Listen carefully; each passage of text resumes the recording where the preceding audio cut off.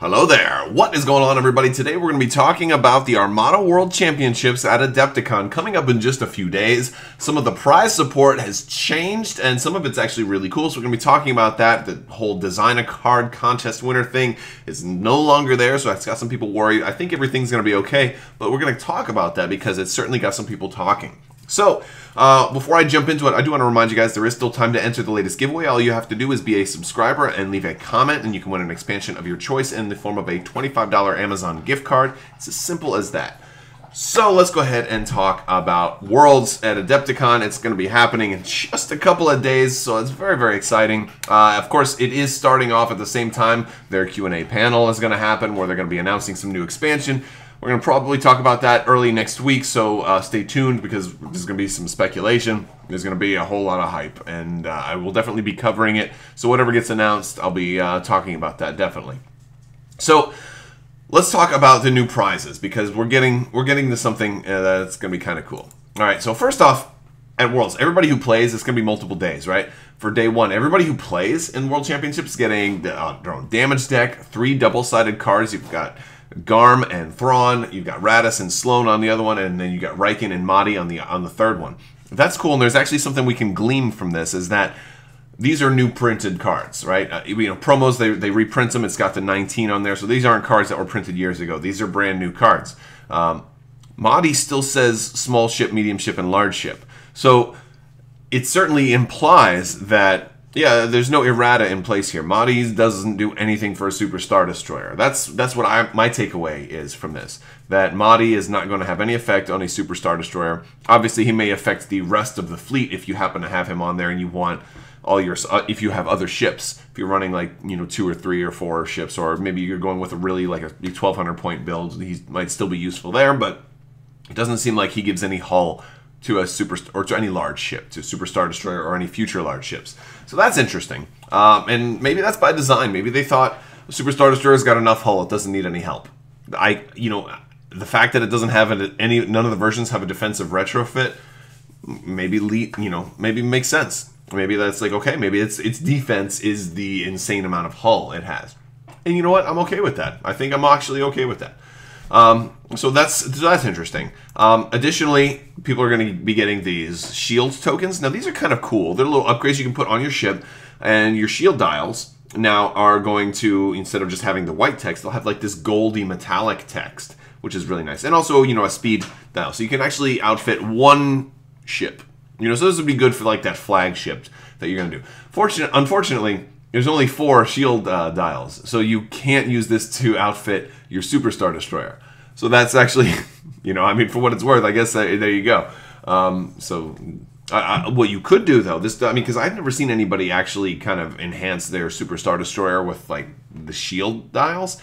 But this makes me think you could probably take some, like a highlighter, like a yellow highlighter, and draw over the white numbers and actually, kind of upgrade your shield dials that way. I've never really thought of doing that before, but I guess it's something. I don't know. I probably won't do that, but that is kind of cool.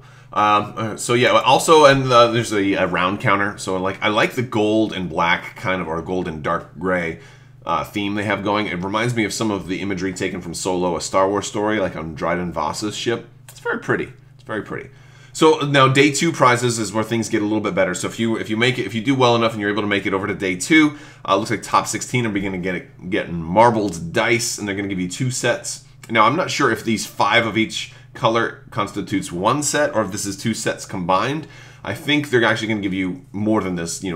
2 sets should be a lot. I've seen some like kits where 1 set was only 3 of each die, and then I've seen other kits where a full set was 4 of each die. So I haven't seen any sets where it's 5 of each die yet, but considering how many dice we are getting on ships in the future, 2 sets should probably be 2 of these, so 10 of each die would be ideal. Well, it'd be a little overkill, but still, this way, you can give 1 set to a friend if you want, or also if you just want to run like some of these obscene builds, you can get a lot of dice. If you look at like a Simon, there's combinations where you can already get 8 dice, so you can get a lot of dice. So that's cool. So I'm liking that. Very pretty. And also, top 8 gets this little acrylic tray. That's different art style here. And so I'm not a big fan of the acrylic trays. Some people love them, some people don't. I actually am one of these people that I like to just set my cards down, and sometimes I want them in different places. Sometimes I want all the upgrades on the left-hand side. Sometimes I want the upgrades on the right-hand side. Sometimes I want the defense tokens underneath the card. Sometimes I want them to the left of the card. And it like changes from game to game, sometimes multiple times in a single day. So I don't know. That's just a quirky thing about me. So I don't really use these. So like if I were to win something like this, I would probably give it away. Or maybe I would hold on. If it was for Worlds, I'd probably save it for some sentimental value. But I don't think I would actually use it. But yeah, I like the art scheme here. It's like the teal and black. It's very different than the gold and black that we were just looking at, you know, which is interesting. Top 4 get this ruler set, which is nice. But then at the same time, it's red and white now. So now they have 3 different color schemes, which is weird. It's just, I mean, it's nice. A ruler set would actually be really nice, but again, it's just weird. Runner-up is going to get a different version of that damage deck. It's going to be a silvered version of the damage deck, which is really nice, shiny and all that stuff, and of course the plaque. And then the winner gets all this other stuff. This trophy is actually really cool. Essentially, you know, they've really kind of stepped up. They've changed the design of the trophies. They used to have like an oval, and they have different designs in the past. But this one looks like it's got the 4 different damage sides of a blue die. You've got your crit, your hit, your blank, and, well, no, not really a blue die. Just 4 different damage sides. Your accuracy, your hit, your crit, and your double. There's no doubles on here, on your blank, right? You don't have any double hits or double crits, but it's got your 4 damage sides. There's no blanks on a blue die, so. But yeah, so that's... Well, actually, no, I do have a blue die with a blank, but that's because it was misprinted and there's no ink. It's got the recess for the damage, but it's, yeah. But also, you're going to get a deck box for your damage deck, and you're going to get, like, the golden foiled world champion damage deck. And then also, you're going to get, like, a kit for all your, like a tray for all of your range templates, and these are going to be in the actual black and blue style, which is going to be, like, different than that style. So... that's cool, but the one thing that was omitted from the World Championships prizes is, well, I'm going to talk about 2 things. There's one thing that's not there, and there's also something new. The one thing that's missing is the opportunity to design a future card. It's always been a prize for previous Worlds, and it's not there. And that has a lot of people saying, oh my gosh, that means Armada's dead. I'm like, all right, no, stop. It's not. It's not dead. They're announcing a new expansion, and they have another expansion lined up. So Armada's not dead. The other thing is that Imperial Assaults is the same thing. Because they also announced the Imperial Assault prizes. They're also up there. The winner of Imperial Assault also does not get to design a card, but there's a replacement prize. So just in case you were afraid that they were going to say, oh, well, we're also going to shut down the game, and you know, the replacement prize is a trip with a hotel included, lodging included, to Worlds 2020. So that tells you, like, if they're going to do another Worlds, the game's not dead. You know, so it just seems to me like this is not cause for panic. Some people were worried that, like, oh my gosh, they're not going to let you design a card anymore. You know, that honestly, that could be a good thing. There could be problems with people designing cards, and like maybe that because they won, they get to make something that's maybe too strong.